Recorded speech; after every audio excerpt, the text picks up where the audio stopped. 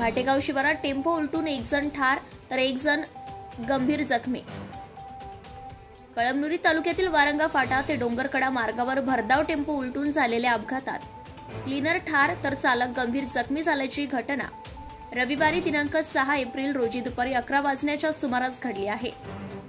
पोलिसांनी दिलेल्या माहितीनुसार नांदेडकडून एक टेम्पो क्रमांक MH24 AU 8360 रेशमी धाग्यांचा बंडल घेऊन विदर्भाकडे निघाला होता।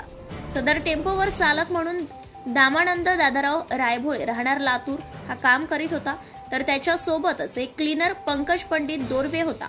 दुपारी 11 वाजण्याच्या सुमारास टेम्पो वारंगा फाटा ते डोंगरकडा मार्गावर भाटेगाव शिवारात आला असताना त्या ठिकाणी असलेल्या वळणावर चालक दामानंद याचे वाहनावरील नियंत्रण सुटले आणि टेम्पो पलटी झाला।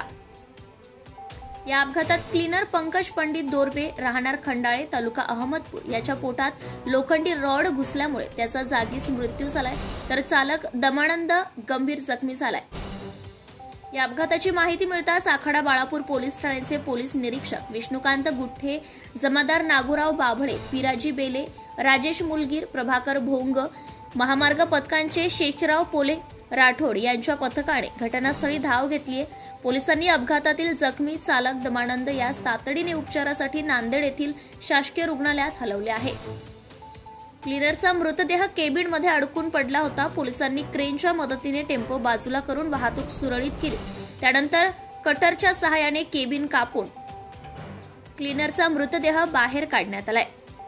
मुख्य संपादक Govind Deshmukh, Zee TV Maharashtra news. Subscribe now and press the bell icon. Never miss an update.